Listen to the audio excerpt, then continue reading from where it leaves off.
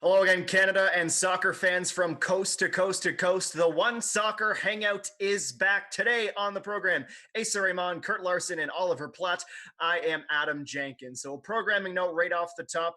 This was going to be take number 3 to get Stephen Hart on the program, but as there have been instances in the past, we just couldn't make it work. And certainly with the past weekend and the tragic and unspeakable events that happened in Nova Scotia, just didn't seem like the right time to have a show talking about Halifax football when there's a lot bigger issues and a lot bigger things to digest and to think about and to just be present with the community in Nova Scotia. So certainly the OneSoccer crew's hearts go out to everyone involved and everyone in Nova Scotia.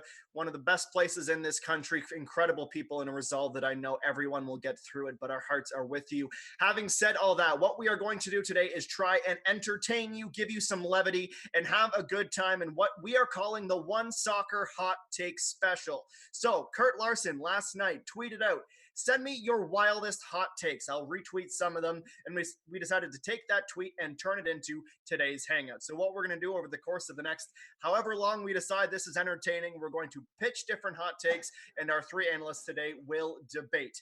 Okay, now that we've got that extended intro out of the way, how is everyone's weekend before we get going on? Asa, what were you and the kids and the wife up to? Yeah, went for a nice long walk up to the Danforth, walked by James Sharman's pie shop that isn't open yet. We can't wait till things to get back to normal. He can open up his pie shop and we can taste some of those delicious pies. And then for the most part, it was, hanging around the house. But that was a big excursion, a nice long walk. Ollie, you wanted me to ask you on Friday, so do you want me to not ask you again? I'm just trying to keep up with your preferences here. You can go back to not asking me. We did nothing. Kurt? I just got grumpier. Just got grumpier, if you can believe it. It might take some people a while to digest that information, but my wife Sinead also gives me advice on these shows, and she tells me I need to be a little bit nicer to Oliver Platt, and that he's really a saint, and really the reason why the show comes together in the end. So, thanks, That's Ollie. Praise for Ollie. Thank you, Sinead. Appreciate that. Shit. Okay, so we'll see if we can have Kurt be a little bit nicer to Ollie and maybe smile a bit more today. We got the smile on right now. Let's see how long that lasts. I'm nice. You are nice. We're just giving you a hard time. Let's get to the first debate of the day. This one came from Kevin Taylor, who writes in, "Forming a wall is a terrible way to defend a scoreable free kick, and every time it's done, it's only been being done because that's how we've always done it." Kurt, is this a good take, a bad take, or just a hot take? I think it's hot. It's hot. I think there is something to it, though. I think when you're forming a wall, and keep in mind that I have never been a goalkeeper, and I'm sure there are goalkeepers out there right now that think what I'm saying is absolutely wrong. But it's okay. I've been wrong before. So I think it entirely depends on the angle of where, let's say, a cross or a shot is coming from, and the distance, right? So oftentimes we will see maybe a 2-man wall when the ball is closer to the edge of the corner of the box. Is that really necessary? I don't know. Do you really need a 3-person wall if the ball is 27 meters from goal? I don't think you do. If I was a goalkeeper, I would prefer to see more of the action and more of the play. So that's where I sit on that. I don't think it's a bad take, but I think I'm somewhere in between on that. I don't think the wall needs to be used as much as it does. Yeah, I think it's terrible. Get rid of it altogether. I'd love to see some teams employ this because I was looking back on YouTube at some of the classic free kick goals and went back to the 97 Roberto Carlos goal against France. Absolute stunner. And I wonder if that would have gone in if there wasn't a wall. Probably. It was pretty impressive. But Fabien Barthez, the keeper for France, did have to peek on one side of the wall to see it and didn't really take a step after that. So, yeah, I'd be curious to see how many of these goals would have gone in if there were no wall. Oliver, just before you go there absolutely is a place for a wall. If the ball is, let's say, 18 meters right at the edge of the box, there absolutely is a place for the wall because it's very difficult, almost impossible to get the ball up and down that quickly. My issue becomes if there's actually some distance. So, but yeah, Oliver, Kurt, go ahead. Even 5 yards back from that, though, then you can almost take it away once again. Go ahead. Maybe. Yeah. I agree with Kurt that the closer it gets, the more likely you are to want a wall. But I think this is a great take from Kevin because he's essentially arguing that we just do it because everyone does it, right? And I think that is totally true. And I became a bit of an advocate for this while I was covering TFC because we were obviously watching Sebastian Giovinco score free kicks every other week. And what I noticed studying some of these free kicks is that Giovinco would use the wall to hide the ball, and he massively reduced the amount of time that the goalkeeper had to react by getting the amount of dip that he did on the ball. So the goalkeeper only spotted the ball when it came over. For me, that is obviously not what you want as a goalkeeper. You want to have a view of the ball for as long as possible to give yourself the longest possible reaction time. And okay, not every case, this isn't going to be true for every single case, but I think with certain free kick takers and certainly certain distances, and definitely the further you get, we should see far fewer walls than we do right now. But that's just for goalkeepers on this. They must be lobbying for it if they feel that there's no need for a wall, right? I honestly don't know. I really do think there is just a bit of, this is the way it's always been done, so we're going to keep doing it this way. I would go as far as to say that if teams had started defending Giovinco without a wall, I think TFC might have put a wall up themselves. Yeah. And because it was that useful to the way he took free kicks. What were you about to say there? It's okay. I'm off it. I've been talked out of it. Talked out of it. Okay. Thank you, Kevin, for that. And throughout the show, we have, I'd say 7 to 10 of these prepared. But if you have some more hot takes that we haven't mentioned yet, or you just didn't get the chance to reply to the tweet last night, throw them in the YouTube chat and we'll try and get to as many as we can in the comments as well. So thank you, Kevin Taylor. Next one comes from friend of OneSoccer and Canadian soccer legend Terry Dunfield, who says, take away the offside rule. Space equals entertainment. Asa, you're smiling and you're nodding. Do you agree, or are you laughing because it's preposterous? No, I absolutely love this from Terry. Again, I don't want to see sweeping changes across the board here in all leagues, but maybe in a one-off, in a preseason game, I just want to see what this would look like, because the spacing would be completely different. You'd have maybe 1 or 2 forwards push right up to the goalkeeper inside the 18. Defenders would have to adjust accordingly, and you'd have so much space in the middle of the park. You can have midfielders who could beat a player and take advantage of that space. Strikers drifting in behind that back line. It would just be fascinating to watch for 90 minutes. So I just want to see it. I don't know if I need to see wholesale changes right across the board around the world, but for a game, I'd love to see this. Ollie, we know you're more of a traditionalist, not to silo you into one area, but I feel like this is the kind of take that you're not going to be too thrilled about. Yeah, well, I'm going to have to disagree with Asa on this one. I don't have any need to see this at all. I think what this would do is essentially just eliminate teams ever attempting to win the ball high up the field or pressing in any kind of way. Like, as soon as you lose the ball, you just retreat, right? Because otherwise you're going to get exposed by the lack of an offside rule. So I think this would kind of destroy the flow of the game in a lot of ways, because teams would just become so cautious defensively. Yeah, I agree with Ollie. I agree with Ollie. This would absolutely kill the game of football, because as soon as the ball turns over, what are your center backs doing? They're sprinting straight back, getting inside the penalty area, dropping back. And I hope your players are fit, because if the game's that spread out, there's going to be a lot of running. Would it change the game for the worse, though? Wouldn't it be interesting to see how teams, players, defenders adjust? It would just open up the game. Like, why is that such a bad thing? I don't think it would. It'd be a different game. It'd be a different brand of football. How much different would it be from basketball, where the center just stands underneath the net and he's guarding their center too? And I feel like it'd be a little bit of back and forth. I don't know that it necessarily opens up the game. Basketball's a far more compressed space, though, right? Like, a football pitch is much bigger. So I think, like, as Kurt and I said, you'd have teams immediately retreating as soon as they lost the ball.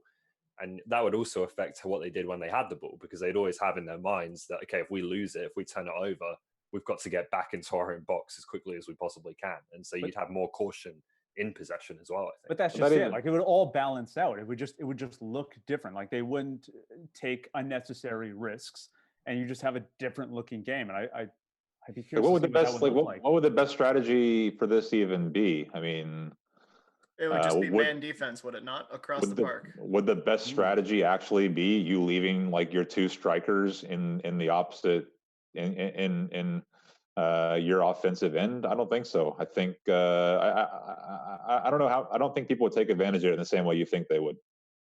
I can speak from our 7-a-side Monday Night League, and leaving someone up front is definitely an effective strategy in that context. So I would put my money on that. For us or against us, or both? I've tried to block out some of those goals from memory. Well, that gives me an excuse to stay back at all times and not do any running. Yeah. This is true.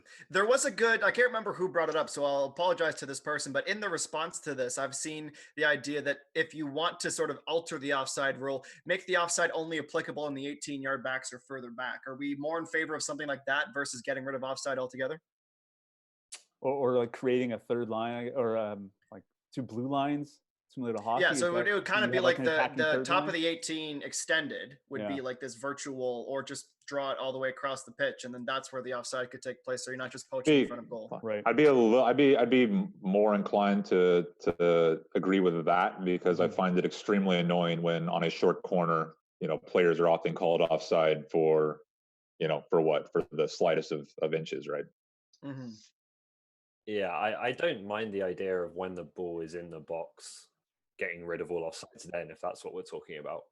Yeah. That was more so the idea. Yeah. Yeah, maybe. I don't know if I'm going to race to sign up to that idea, but I don't dislike it as much as eliminating all offsides. Hey, eliminate offsides, you eliminate all those VAR controversial calls. You don't have to worry about that at all. VAR.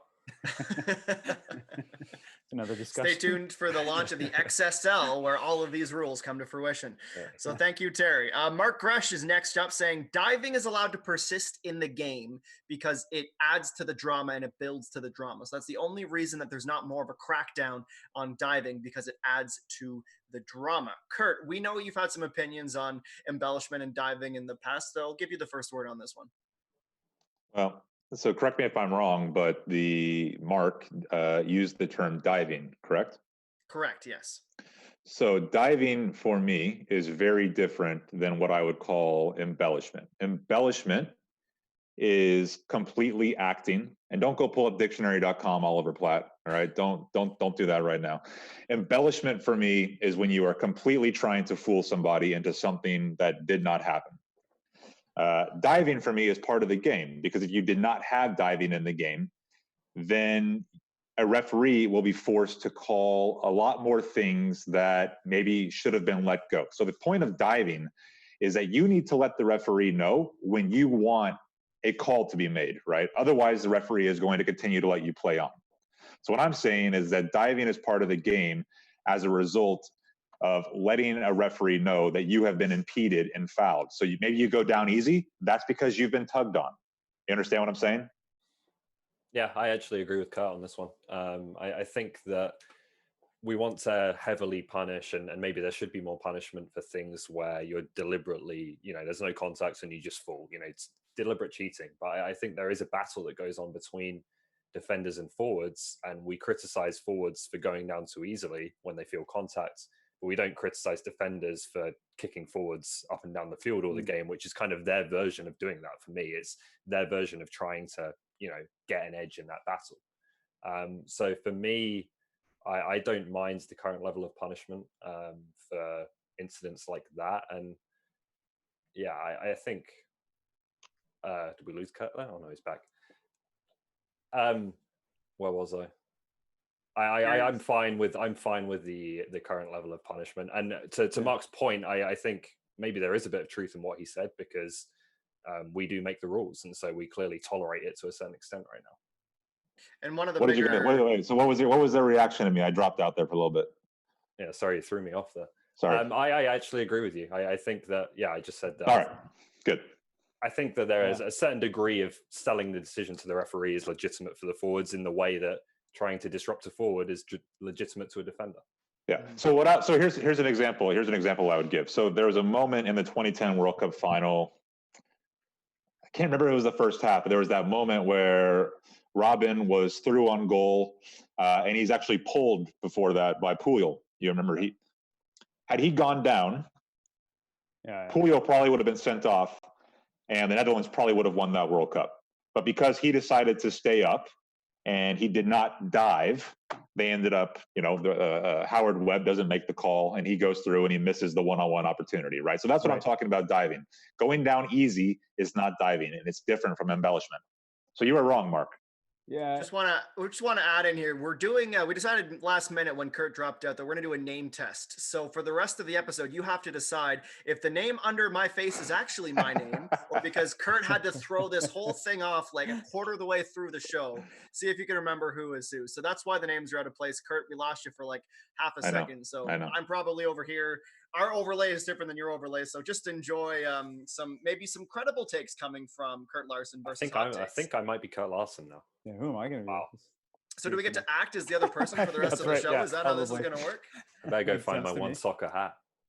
It's right behind you, over your right shoulder. That's true. There you go. You just have to throw it on. And the only thing that I wanted to add to that is there is a law of the game where simulation is a yellow card. So it's just a matter of referees' discretion. And the other thing, too, is the diving, the embellishment, it creates villains. Like Jose Escalante is a heck of a player in the CPL, but he has this casting of being a villain because he gets under opponents' skins and opposing fans think that he's a cheat for the way he plays the game. So without that, I think you'd lose a big element to soccer.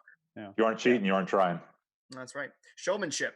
Okay, thank you to that from Mark. We're going to move on to a question from Usama, who says penalties should be taken in the dribble-up fashion of old Major League Soccer. And just for people who may not be familiar, because I was barely alive when this was still a rule. I think it was 96 to 98. So the idea was they would start 35 yards out. They had 5 seconds to dribble up and try and beat the goaltender. Do we want to see that back in the game? And I will give the first word to Kurt because he is a MLS lifer. I was going last because I had the best take on this, but I'll go first. Okay. So what I would say is I'm gonna do something a little bit different here. First of all, if you get the penalty kicks to decide a competition, I like the dribble up shootout. So I am pro dribble up shootout. In some ways, I think it's not only more entertaining. I think it gives the goalkeeper a better opportunity to make a stop. Reflecting back, it was typically about a 50-50 chance when you were doing a dribble up shootout. Whereas now I think it's the conversion rate, something like 78% from the spot. Now then, in game, I would do something a little bit different. What I would do is if a traditional penalty was called in the box, then I would award a kick from the spot. What I would say is that if a goal scoring chance was denied and it happened outside of the box, so typically a breakaway, I would say give that player a one-on-one opportunity, dribble up fashion with the goalkeeper. So a little bit of a hybrid there. What do you guys think? I don't hate that last suggestion, actually, and maybe that would allow you to give more or fewer red cards for those kind of incidents. But then again, maybe they deserve a red card. I don't know. I'd be okay with giving the red card as well. Yeah. Is the king of the tactical foul getting a red card now coming around? Is that what I'm hearing? Well, no, I mean slightly different fouls than breakaway fouls. But yeah, I don't think I'm in favor of this one. I think through all the different contexts that it could be used in. Firstly, I don't want to go back to not having draws because I think that's silly.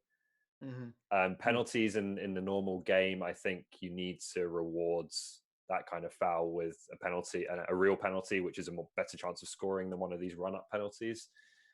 And then in terms of, deciding a World Cup or whatever, penalties after extra time, I just think you want to put it in the hands of the players more than the goalkeeper. And I think when you have a run-up penalty, as Kurt said, it's more of an even contest between the player and the goalkeeper. For me, the pressure should be on the players in those situations. And so I would prefer regular penalties. I don't hate the outside the box idea, though. That's quite interesting. Asa, how are you going to break this tie, buddy? I'm ready to see it come back. It's been, 25 years, like you mentioned, Adam? It's ready. It's right for a comeback, like biker jackets and tearaway pants. Let's just bring this one back. It's entertaining. I'll have the 5 seconds to beat the keeper. You get more touches on the ball. You get to see a bit of skill from the player. You get to see different approaches from the goalkeeper as well. I'm ready to see this again. Yeah, I'm never in favor of PKs in general. So if you want to spice it up a little bit, then I'm all for that. So that was from Osama. So thank you, Osama. We'll move on now to Mike McGuire, who writes in, Mardonna is the most overrated player in history, hands down, not even close. Asa, what do you think about this one? Yeah, I have to disagree. I don't get this at all. Diego Maradona was incredible at his time on the pitch and off of it. Just such a fascinating player, fascinating story. But on the park, he was so hard for anyone to defend. in his time, and he's given us some of the greatest goals we've ever seen. He's given us some of the greatest warm-up videos we've ever seen before the matches as well. I've seen a lot of those circulating on social media. I don't think he's overrated at all.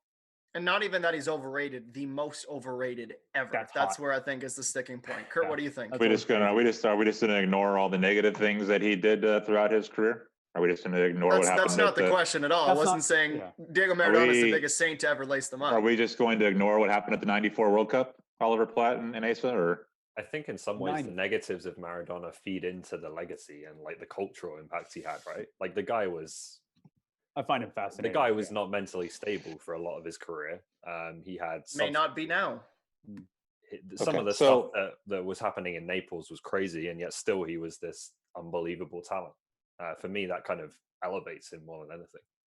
Okay, so we got to look at this from two ways. So are we talking about, was Maradona a good footballer at the height of his generation, or are we talking about looking back now?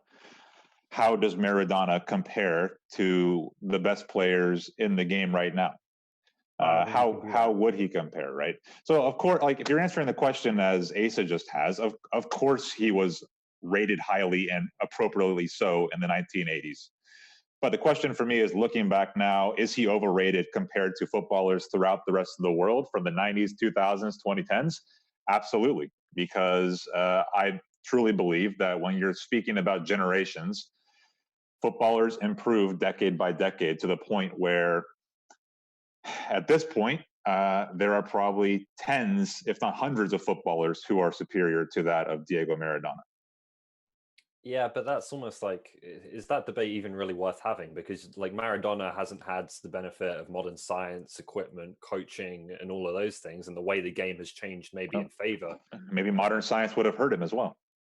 It could have, we don't know, but it's all hypothetical, right? Like I just don't know if there's a great deal of value in saying, well, how does this guy from the 60s or the 80s compare to this guy in the 2000s? Because it's just a different world. So I think we judge them on what they do in their time in soccer. And in that respect, to call Maradona overrated is, sorry, Mike, it's ridiculous in my opinion.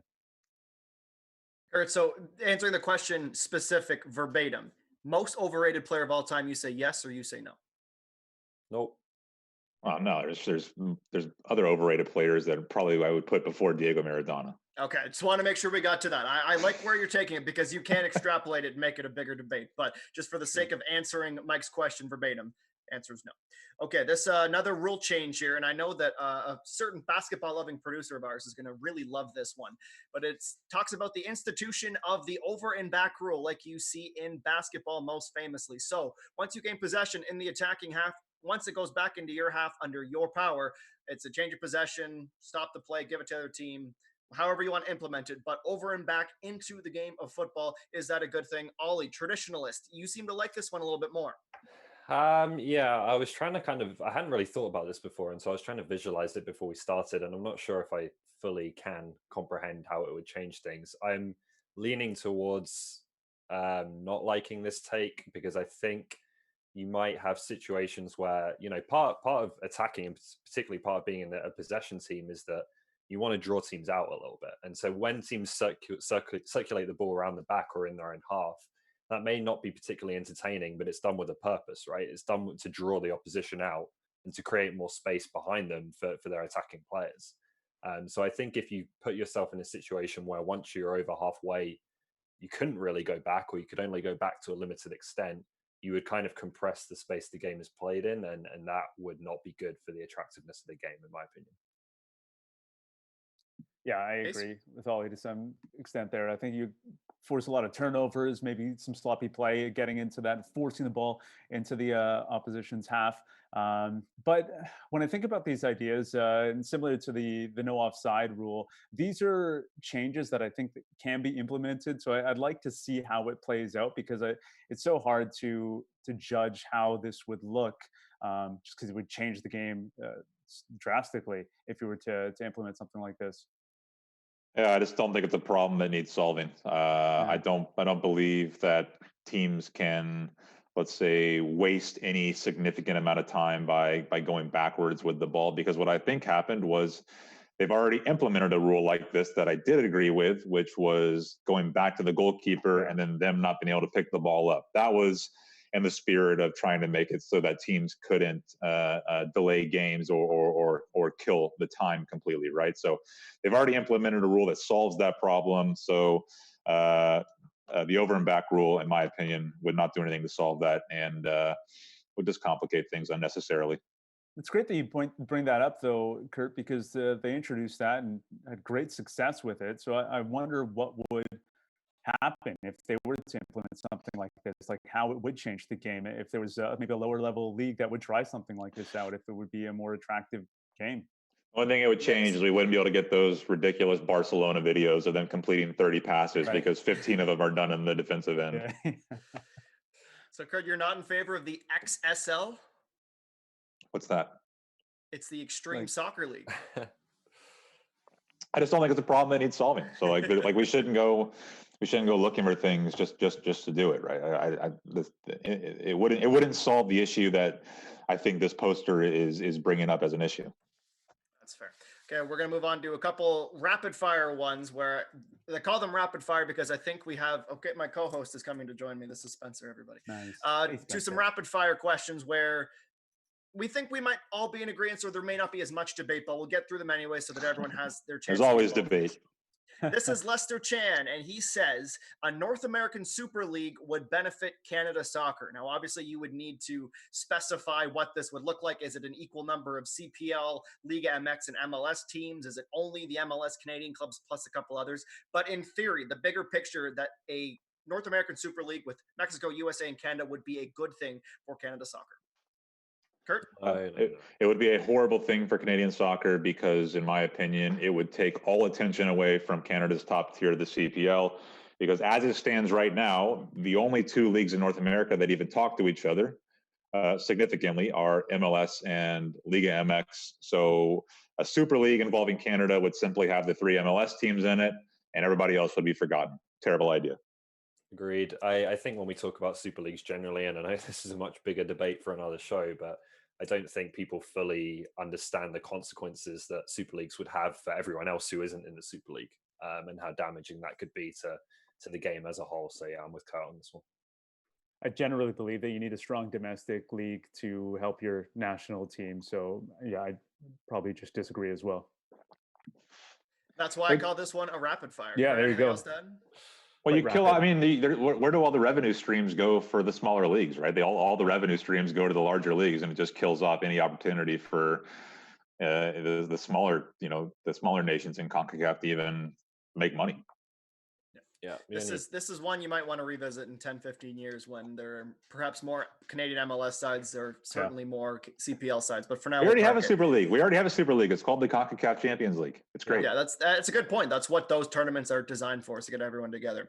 Okay, this one comes from our buddy James Sharman, and I'm not sure if he's being serious, but his tweet was, no red cards, taking a hint from the new Netflix show, The English Game, which my dad is in love with. But I think he's joking around a little bit. Anyone want to see no red cards? Just pure violence and tugging and anything else you can imagine in soccer?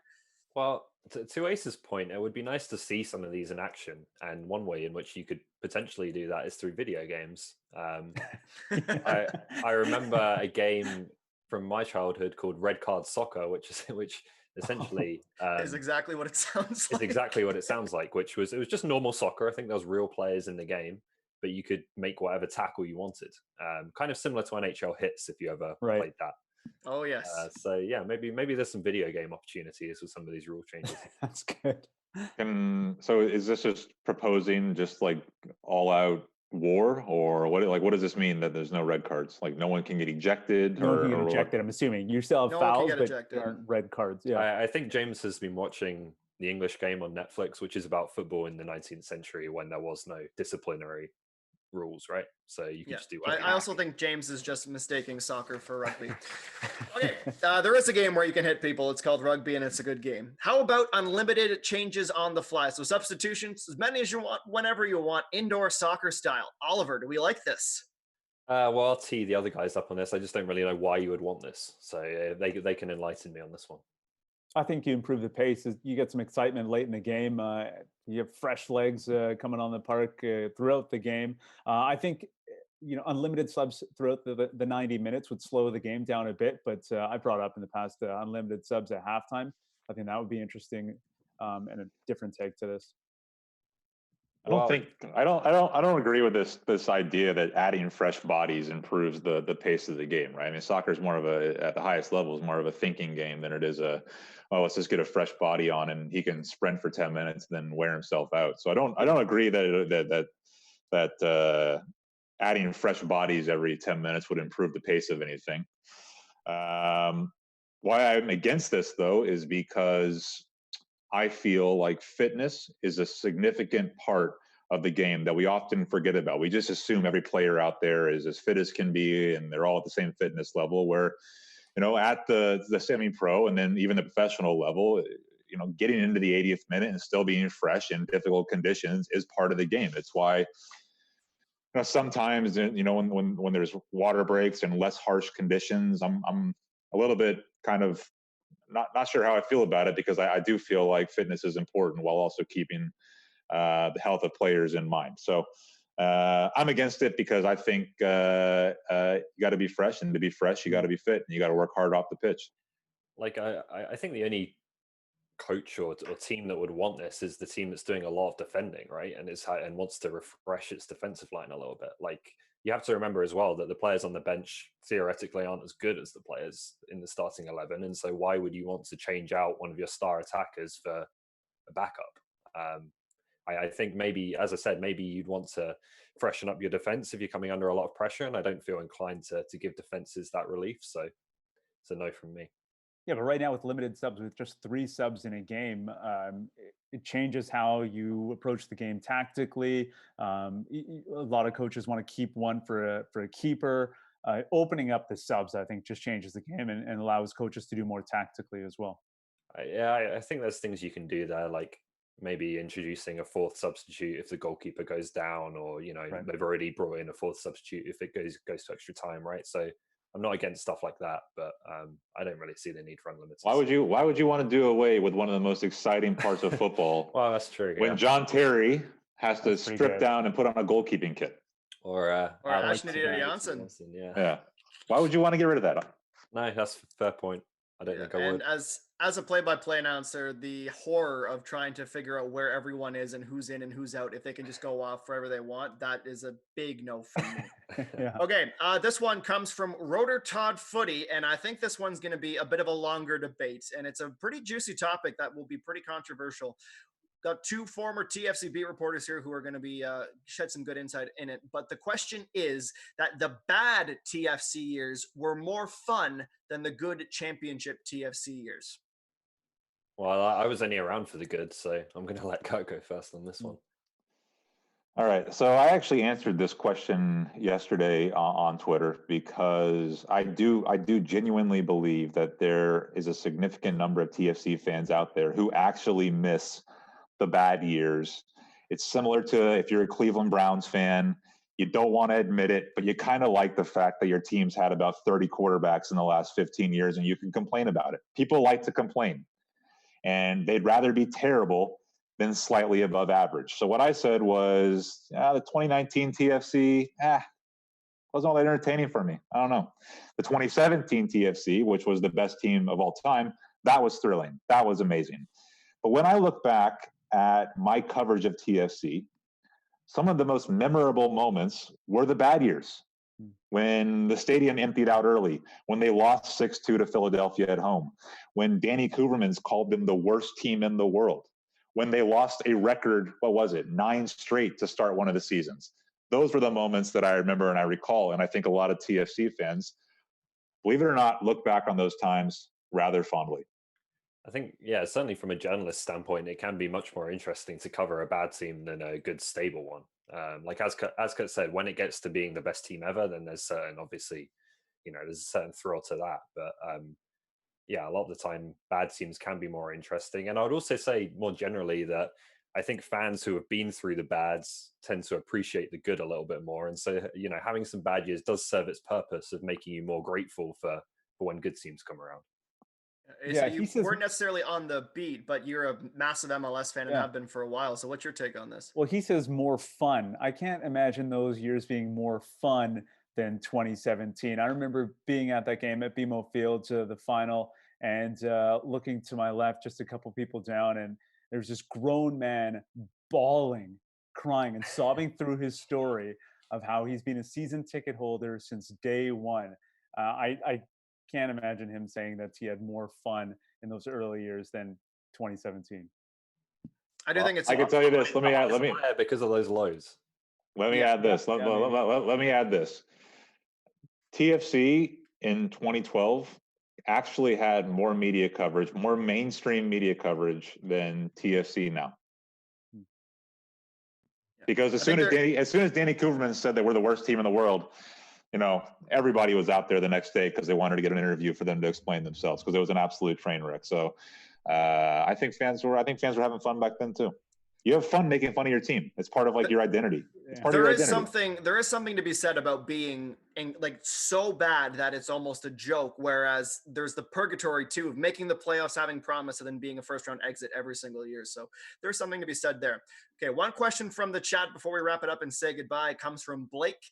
And Blake says, a domestic berth for Concacaf Champions League should go to a team that plays in a top domestic league, not a foreign one. I'm seeing nods. Not necessarily a hot take, but we're talking about take maybe. We're talking about Canada, I assume here, and the fact that the Canadian Championship is our route into the Concacaf Champions League. Mm-hmm. It's a tough one. For me, it's not tough. I think I know what Kurt's answer is going to be here. In the long term, yes, I would like to see this as a goal, and I would probably prefer to see the Canadian teams have a shot of qualifying through MLS. Not that I expect that to happen. As of right now, I do think that the Canadian Championship is the one tournament in which all of Canada's teams come together and compete, and so that is our legitimate route into the Concacaf Champions League. Kurt, why do you disagree? It makes sense to me. Sorry, go ahead, Ace. No, the current format makes sense to me, but you'd like to see maybe in 4 or 5 years things change, and the CPL obviously improve its level of play to a point where, the winner should move on. 4 or 5 years. I'd like to see this change next year, ASAP. Now then, I know nothing can change until an MLS team in Canada can qualify through somewhere other than the Voyager Cup, right? And unfortunately, right now, Toronto FC, the Montreal Impact, the Vancouver Whitecaps, their only way into international competition is through the Canadian Championship. Interestingly enough, Don Garber, during his last State of the League in Seattle, ahead of the previous MLS Cup, mentioned that he was open to the possibility of a Canadian MLS team, if they win MLS Cup, being granted a position in the Champions League. I think it's going to be a hard sell because U.S. soccer is going to want to support as many U.S. markets as possible. But yeah, of course, it's insane. Canada's top tier. If you win the top tier, you should qualify for the Champions League. Yeah, it's a good spot. If we can, persuade U.S. soccer to let Canadian teams qualify through MLS, then 100%. But is that going to happen? It's not going to happen, and the only reason it would happen is if you had a situation where, like Toronto FC did in 2017, Toronto FC wins MLS Cup, they don't win the Voyager Cup in the same year, and therefore are left out of the CONCACAF Champions League. That's the only reason that it would happen. And I think US soccer would rather just make exceptions on a case-by-case basis than fundamentally change the Canadian-US balance. For me, if something like that did happen, I think they just make a one-off exception. So that's why I don't really see it changing. All right. So thank you, Blake, for your question. That's where we're going to wrap up the Hot Take special. Bit of a Frankenstein show today, put together last minute, but we feel it was the right thing to do. And hopefully we're able to bring a little bit of levity and entertainment. Speaking of entertainment, Asa, you're back on tomorrow hosting. Who are you going to be talking to? Yeah, Julian Boucher should be a good one. He's playing in Germany right now. We'll ask him about last season and what he's up to right now. Good stuff all around there. And then Gareth Wheeler as well to round out a very busy Tuesday schedule. Our Tuesdays and Thursdays seem to be usually the most action-packed days of content. And he'll be speaking with Tim Bezbachenko. He's going to talk about the time with TFC. Lots of questions there. And now his current role as the president of the Columbus crew. The round of 16 bracket is now open for voting on OneSoccer's Instagram and Twitter pages. So follow them if you haven't already, and make sure you get your votes in. Jordan Heidema and Alphonso Davies in round 1. And Alphonso Davies is having a great day with an extension with Bayern Munich until 2025. And then Janine Becky and Arcadio in the other round of 16 matchup. Make sure you subscribe to YouTube here as well. If you haven't given us that subscribe already, it means a lot to us, and it does a lot as well for showing the bosses that you love our content. So like the video, share it with a friend. That's it for today. Our love to Nova Scotia. We're thinking of all of you guys. Stay strong. We know you'll get through it. And for everyone on the show today, thanks for tuning in. And Asa and the crew will talk to you tomorrow.